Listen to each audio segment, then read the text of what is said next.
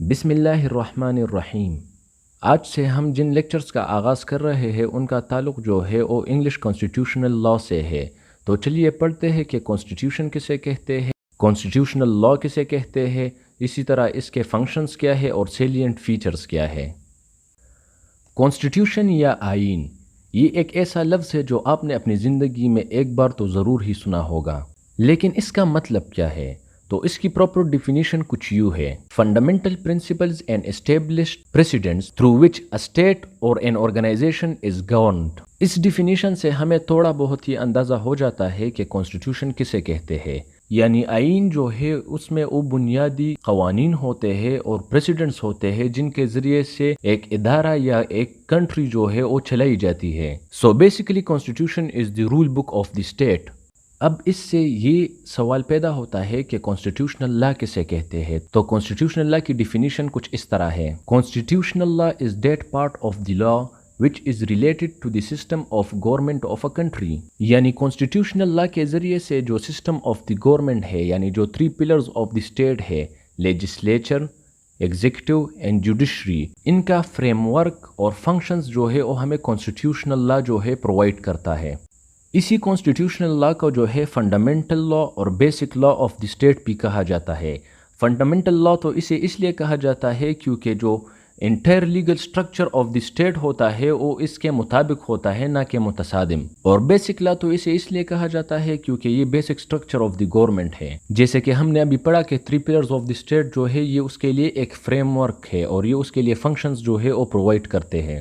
اب اگر بات کریں کانسٹیٹیوشنل لا کے فنکشن کی، تو اس کا فنکشن یہ ہے کہ گورنمنٹ کے جتنے بھی پرنسپل آرگنز ہیں یہ ان کے سٹرکچر کو ریگولیٹ کرتا ہے۔ اسی طرح یہ انہی آرگنز کے باہم تعلقات اور سٹیزنز کے ساتھ جتنے بھی تعلقات ہیں ان کو بھی ریگولیٹ کرتا ہے، اور گورنمنٹ کے فنکشنز اور سٹیزنز کے فنکشنز کو بھی جو ہے ڈٹرمن کرتا ہے۔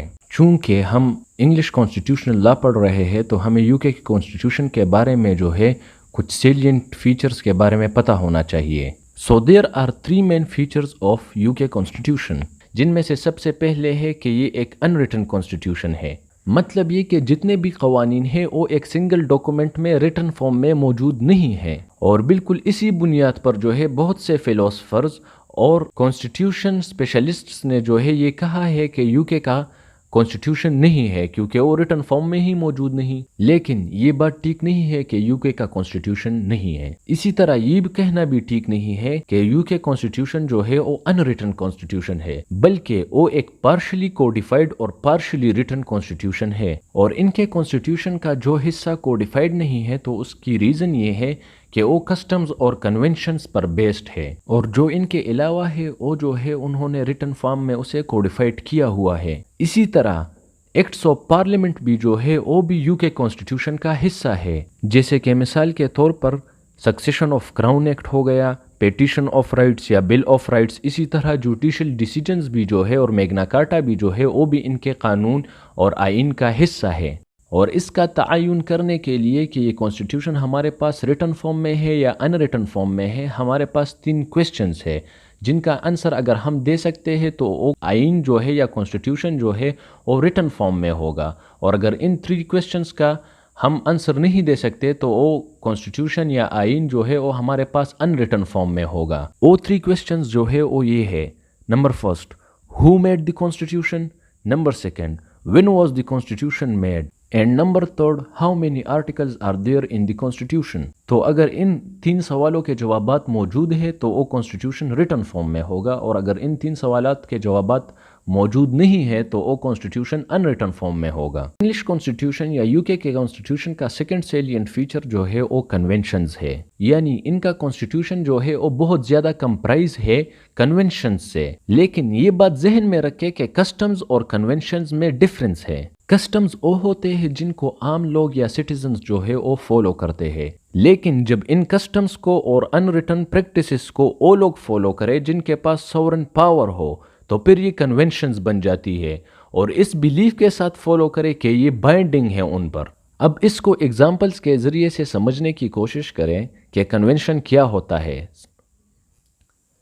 جیسے کہ مثال کے طور پر ایک گورنمنٹ ہے اور وہ پارلیمنٹ میں ایک بل پیش کرتی ہے لیکن وہ بل جو ہے وہ پارلیمنٹ سے ریجیکٹ ہو جاتا ہے یا فیل ہو جاتا ہے، تو وہ یہ امپلائی کرتے ہیں کہ ان کے پاس میجورٹی نہیں رہی، تو ایسا سمجھا جاتا ہے کہ ان کے خلاف ووٹ آف نو کانفیڈنس پاس ہو گیا، تو اس حکومت کو گھر جانا پڑے گا۔ اب یہ کہیں پر لکھا ہوا نہیں ہے لیکن یہ ایک کنونشن ہے۔ اس کی دوسری اگزامپل یہ ہے کہ اگر کوئی بل پاس کرنا ہو تو اس کے لیے کوئین یا کنگ کا کانسنٹ جو ہے وہ لازمی ہوتا ہے، اور یہاں تک کہا گیا ہے کہ اگر وہ death warrant who against the queen اور کنگ تب بھی ان کا کانسنٹ جو ہے وہ لازمی ہے۔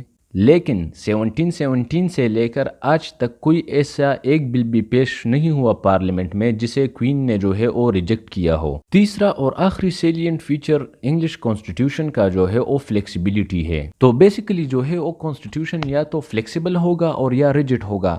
ریجڈ کا مطلب یہ ہے کہ اس میں امینڈمنٹ جو ہے وہ آسانی کے ساتھ نہ ہو سکے، اور فلیکسیبل کا مطلب یہ ہے کہ اس میں امینڈمنٹ جو ہے وہ آسانی کے ساتھ ہو سکے۔ مثلا امریکہ کا کانسٹیٹیوشن جو ہے وہ ریجڈ ہے کیونکہ وہاں پر امینڈمنٹ پروسیجر جو ہے وہ بہت ہی مشکل ہے، اور بہت ہی مشکل سے جو ہے کانسٹیٹیوشن میں امینڈمنٹ ہوتی ہے، جبکہ 1787 سے لے کر آج تک صرف 27 امینڈمنٹس ہی ہوئے ہیں۔ اس کے مقابل اگر ہم یو کے کانسٹیٹیوشن کو دیکھیں تو وہاں پر امینڈمنٹ پروسیجر جو ہے وہ آسان ہے، یعنی ان کا کانسٹیٹیوشن جو ہے وہ فلیکسیبل ہے، اور صرف سمپل میجورٹی ریکوائر ہوتی ہے کانسٹیٹیوشن امینڈمنٹ بل کو پاس کرنے کے لیے۔ تو اس لیکچر میں ہم نے پڑھا ہے کہ کانسٹیٹیوشن کسے کہتے ہیں، کانسٹیٹیوشنل لا کسے کہتے ہیں، اس کا فنکشن کیا ہے، اور اسی طرح یو کے کانسٹیٹیوشن کے 3 سیلینٹ فیچرز۔